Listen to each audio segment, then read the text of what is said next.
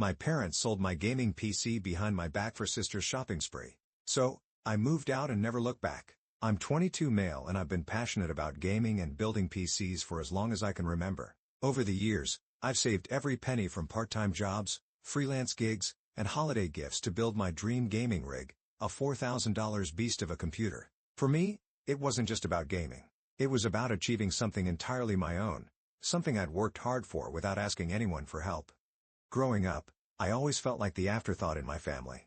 My younger sister, who I'll call Maddie, was the golden child. She had expensive tastes and my parents catered to her every whim: designer clothes, private lessons, extravagant birthday parties. Meanwhile, I was expected to understand whenever money was tight, which usually translated to sacrificing something I wanted so Maddie could have her latest must-have item.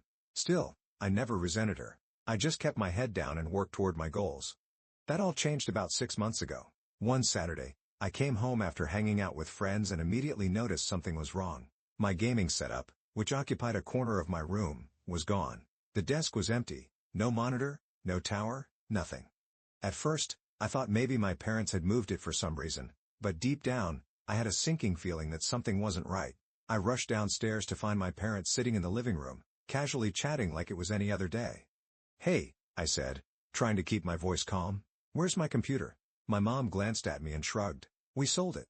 I blinked, thinking I must have misheard her. "What do you mean you sold it?" She set down her coffee and sighed, as if I were the one being unreasonable. "Your sister needed new clothes for an event, and we didn't have the money. That computer was just sitting there, so we figured it was the best solution." I stared at her, disbelief turning into anger. "Are you serious? That computer wasn't just sitting there. I spent years saving for it. You had no right." "Don't take that tone with me," she interrupted. "We're your parents, and we did what we thought was best for the family. Your sister's event is important, and you can always save up for another computer." "Another computer?" I repeated, my voice rising. "Do you have any idea how much time and effort went into building that one? And what about my work? I use that PC for freelance jobs. You didn't even ask me." My dad finally chimed in, his tone dismissive. "It's done, and there's no point in arguing about it. Your sister needed help, and we stepped up. That's what family does." Family? The word felt like a slap in the face. Apparently, family only meant sacrificing for Maddie, while I was expected to fend for myself. I stormed back to my room, seething with anger. My gaming PC wasn't just a machine. It was a symbol of my independence and hard work. My parents had sold it without a second thought, all to fund Maddie's latest wardrobe splurge. The betrayal cut deep, but what hurt even more was how little they seemed to care. That night, I confronted Maddie. She was in her room, trying on one of her new designer dresses, grinning like she'd just won the lottery. "Do you even know what they did to get you those clothes?" I asked, leaning against the doorframe. She glanced at me in the mirror, her smile unfazed. "What are you talking about?" "They sold my computer," I said, my voice tight. "My $4,000 gaming PC. Gone. For this." I gestured at the clothes scattered across her bed. Her expression didn't change. "So, you can always get another one. It's just a computer." "Do you even hear yourself?"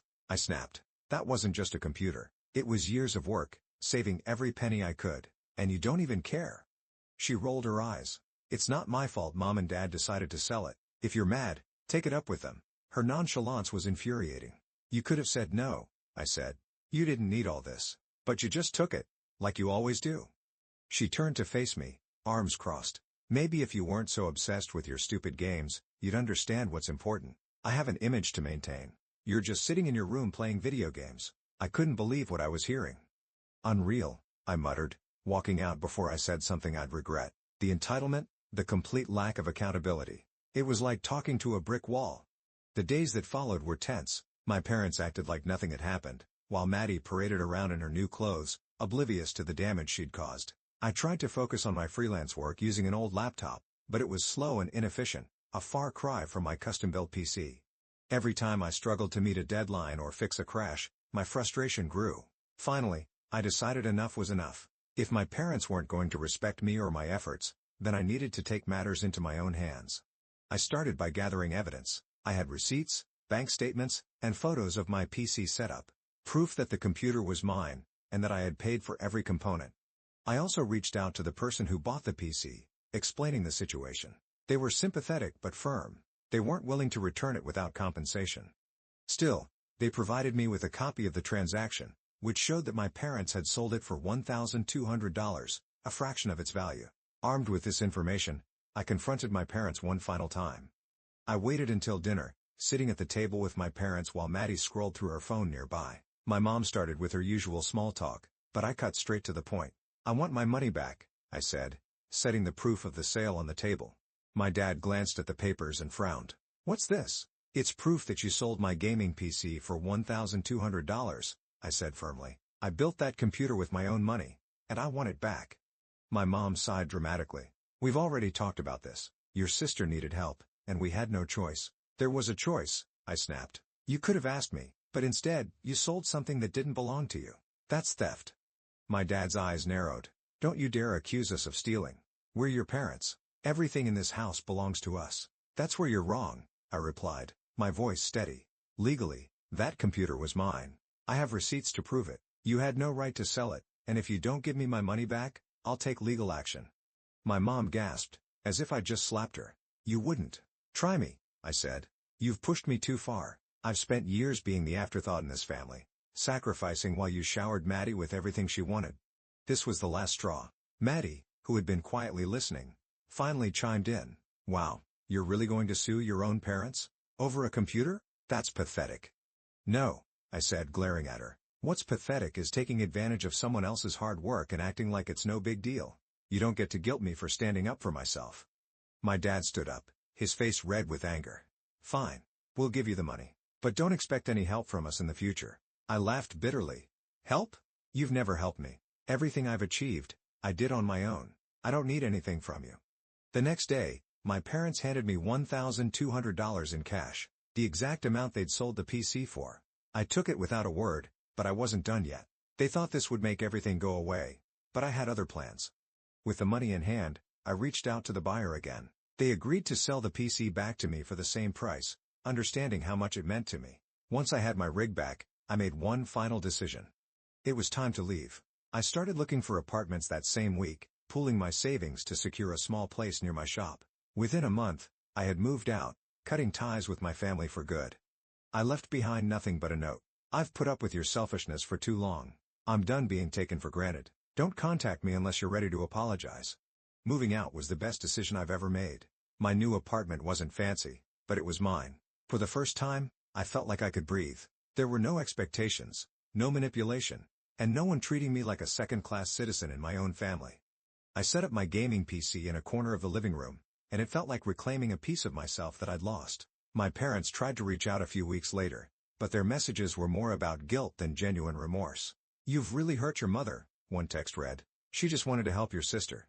Another said, "Family is about sacrifice. You need to learn that." I didn't respond. Sacrifice isn't a one-way street, and I was done bending over backward for people who didn't value me. Maddie didn't even bother reaching out. She probably thought I'd come crawling back eventually, but she underestimated just how serious I was about cutting ties. Over time, I found new ways to channel my frustration into productivity. I expanded my freelance work, built a better schedule for gaming, and even started streaming as a hobby. My audience grew, and I found a community of people who appreciated my skills and passion, something my family never did. One day, while scrolling through social media, I saw a post from Maddie bragging about a new designer purse. The caption read, "Thanks to my amazing parents for always supporting me." I rolled my eyes but kept scrolling. I didn't need to engage. The best revenge was living well, and I was doing just that. The final bit of satisfaction came a few months later, when I ran into an old family friend. They asked how I was doing, and casually mentioned that my parents were struggling financially. "Apparently, they overextended themselves buying things for your sister," they said. "They've been asking for help from everyone." I shrugged. "That's unfortunate," I said, not feeling the least bit sorry. They had made their choices, and now they were dealing with the consequences. Looking back, I'm grateful for what happened. Losing my PC was a wake-up call. Not just about my family's entitlement, but about my own worth. It taught me that sometimes cutting ties is the healthiest thing you can do. You can't force people to respect you, but you can respect yourself enough to walk away. To anyone dealing with entitled family members or feeling undervalued, take this as your sign. You deserve better. Stand up for yourself, even if it means leaving people behind.